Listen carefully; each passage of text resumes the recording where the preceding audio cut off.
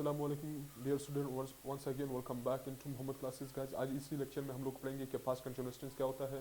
तो guys before going to video मैं आप लोगों को सजेस्ट करूँगा काइंडली सब्सक्राइब करो मेरे यूट्यूब चैनल मोहम्मद क्लासेस को। तो लेट्स चलते हैं अभी लेक्चर की तरफ। के सबसे पहले आप लोगों को समझना होगा कि पास्ट का मतलब क्या है।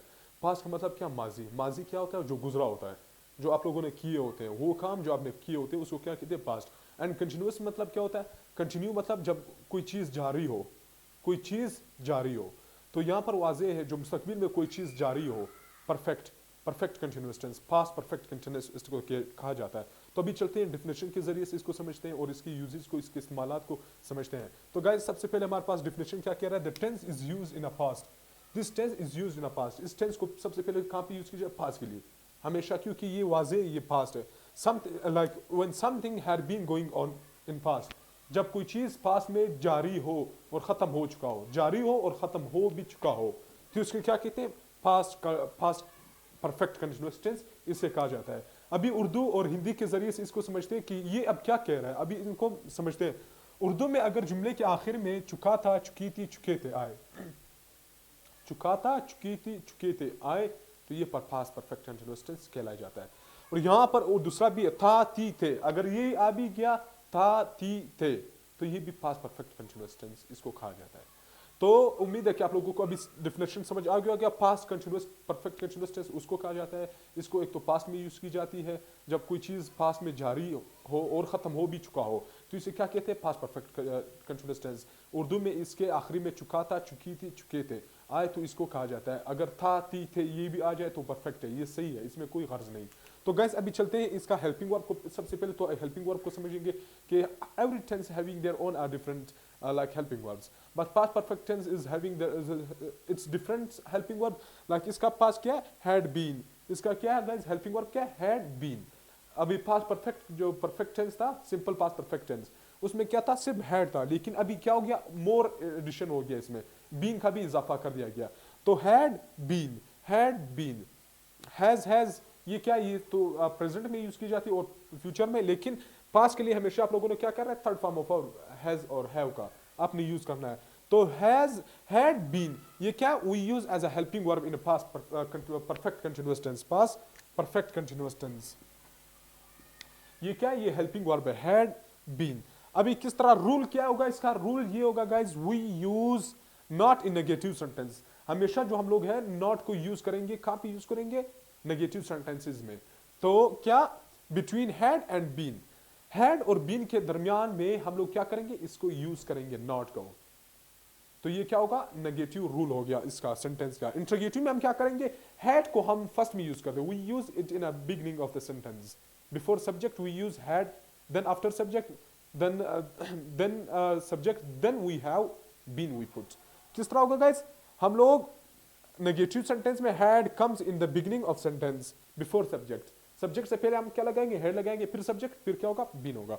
तो ये क्या होगा? ये हमारे पास एक रूल हो गया, सिंपल सिंपल सा। इजी है, बहुत इजी है गाइस, डोंट वरी, ये इंतहाई इजी है। इसको हम 5-7 मिनट इसको क्लियर करेंगे। तो नेक्स्ट क्या है? Formula positive. अभी फार्मूला पॉजिटिव की तरफ जाएंगे। फार्मूला सबसे पहले पॉजिटिव मतलब क्या होता है? मस्बत। मस्बत मतलब सादा जुमले, जहां पर नी और कुछ को कोई गुंजाइश ना हो, तो इसको क्या कहा जाता है गाइस? मस्बत जुमले। तो ये क्या होगा? Positive formula. अभी पॉजिटिव फार्मूला क्या होगा इस पास्ट परफेक्ट कंटीन्यूअस टेंस का? सबसे पहले हमारे पास क्या आएगा guys? Subject, then had been, helping verb आएगा। क्या गाइस? हेल्पिंग वर्ब आएगा। हेल्पिंग वर्ब क्या था गाइस? मैंने आप लोगों को बता दिया था, हेल्पिंग वर्ब हैड बीन है। तो ये क्या है? सब्जेक्ट आ गया। सब्जेक्ट में हमारे पास प्रोनाउन भी आ सकता है, नाउन भी आ सकता है, आप चाहे जो भी पुट करो, मगर इससे कोई फर्क नहीं पड़ता इसमें। हैड बीन, हेल्पिंग वर्ब आ गया। देन हमारे पास क्या आएगा? First form of verb. इसमें क्या होगा guys? Past perfect continuous tense में हमेशा हम लोगों को first form of verb then ING लगाएंगे, क्योंकि ये कंटिन्यू है। मैंने आज जैसे बता दिया, कंटिन्यू मींस कोई चीज जारी हो पास्ट में और खत्म भी हो चुका हो, तो ये क्या होगा? हमारे पास कंटीन्यूअस पास्ट परफेक्ट कंटीन्यूअस। तो यहाँ पर क्या है? First form of verb then ING. क्या? First form of verb had been के बाद क्या? First form, then ING, then object. Object वो है जो आप किसी चीज में काम कर रहे हो, तो ये क्या हुआ? आपके पास ऑब्जेक्ट हो। आखिर में क्या आएगा? कॉमा आएगा। एक बार फिर मैं आपको बताता हूँ, subject, had been, helping verb आएगा, first form of verb, first form of verb, then ING, then object आएगा। अभी किस तरह होगा? Let's read the sentence and what the sentence is. He had been playing cricket, वो यहाँ cricket खेल रहा था। खेल चुका था, ये भी आ सकता है, खेल चुका था, खेल रहा था। लेकिन यहाँ पर क्या, he had been playing cricket, मैंने कहा था यहाँ पर था थी भी आ सकता है, चुका था चुकी थी भी आ सकता है, तो इस पे कोई फर्क नहीं पड़ता क्योंकि ये बहुत सेम है। तो ये क्या, he had been playing cricket, वो यहाँ क्रिकेट खेल रहा था, वो यहाँ क्रिकेट खेल रहा था, क्योंकि प्लेइंग का इजाफा आ गया। हैड बीन मतलब पास में खेल रहा था।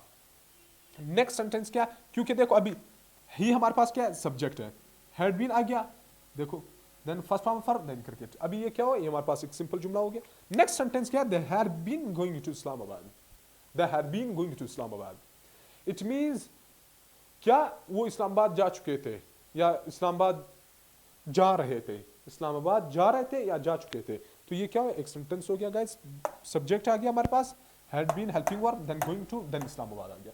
सो उम्मीद है गाइस आपको अभी पॉजिटिव जुमला भी आ गया, समझ आ गया sentence that what is the means of positive, it's also known as a declarative sentence. तो गाइस अभी उम्मीद है कि आप लोगों को डिक्लेरेटिव और पॉजिटिव सेंटेंस का समझ आ गया होगा। अभी चलते हैं guys toward of negative formula की तरफ।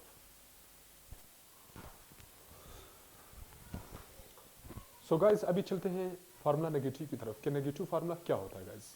तो सबसे पहले आप लोगों को समझना होगा कि नेगेटिव मतलब क्या होता है। नेगेटिव मींस मनफी जुमले, जहां पर नहीं का जिक्र भी किया गया होगा, जहां पर नहीं का जिक्र किया गया हो उसको नेगेटिव का, यहां या जहां नॉट का लफ्ज आ जाए उसे क्या कहते हैं, नेगेटिव सेंटेंस, मनफी जुमले। तो चलते हैं अभी इसको समझने की तरफ, किसका फार्मूला किस तरह होगा। जैसे मैंने प्रीवियस लेक्चरों में अभी अर्लियर मैंने आप लोगों को बता दिया था कि सब्जेक्ट आएगा, यहां पर हैड आएगा, देन नॉट आएगा। जैसे मैंने बताया था, रूल मैंने बताया था, had not we put between had and been, then it is possible this sentence is accurate. So otherwise when you don't put not between had and been, so it means your question, your sentence is 100% wrong. So क्या, सबसे पहले हमारे पास subject आएगा, फिर had आएगा, then not आएगा, then been आएगा, then first form of verb ing आएगा, then ऑब्जेक्ट। बस यहाँ पर नोट का इजाफा कर दो, बाकी सब सेम है, बाकी सब सेम है। तो ये आपका क्या होगा, फार्मूला नेगेटिव। अब किस तरह होगा, she had not been cooking food, क्या होगा, शी हमारे पास प्रोनाउन है, आ गया सब्जेक्ट, हैड आ गया, नॉट आ गया, बीन आ गया, first form of verb, then ing आ गया, देन फूड आ गया। तो क्या, she had not been cooking food, वो खाना नहीं पका रही थी, वो खाना नहीं पका रही थी। मोस्टली जो हमारे पास पास्ट कंटीन्यूअस टेंस और पास्ट परफेक्ट कंटीन्यूअस टेंस, ये मोस्टली सेम है, इसमें कोई डिफरेंस नहीं है। बट आप लोगों को समझने के लिए चुका था, चुकी थी या था थी ये भी आ सकता है, लेकिन फार्मूला जो है आपको हमेशा याद रहना होगा कि फार्मूला क्या है, which kind of formula should we use for it. So ये क्या, अभी नेक्स्ट हमारे पास Tahir had not been sweep the room. अब क्या, ताहिर हमारे पास नाउन आ गया, हैड आ गया, नॉट आ गया, नॉट किया, देखो बीन आ गया, देन स्वीप ing आ गया, स्वीपिंग द रूम। ताहिर अपना कमरा नहीं साफ कर रहा था, ताहिर अपना कमरा साफ नहीं कर रहा था। तो ये क्या होगा, आपके पास एक नेगेटिव हो गया। तो उम्मीद है कि आप लोगों को नेगेटिव फार्मूला भी आ गया। अभी चलते हैं फार्मूला इंट्रोगेटिव के तरफ। What means by formula interrogative? First of all you should know that what means by the negative interrogative sentence. In the previous lectures that I told you, I teach you that interrogative means when you ask a question for someone.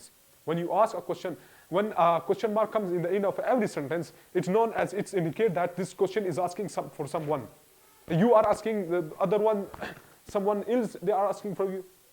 So that it means when a question mark comes in the end of the sentence, it means this question is asking us someone from someone. Interrogative means I ask a question for someone. So यहाँ पर क्या interrogative means क्या, सवालिया जुमले, जहाँ पर सवाल की गुंजाइश हो उसे क्या कहते हैं। तो इसका फार्मूला क्या होगा गाइस, हमारे पास हेड आएगा, देन सब्जेक्ट, देन बीन।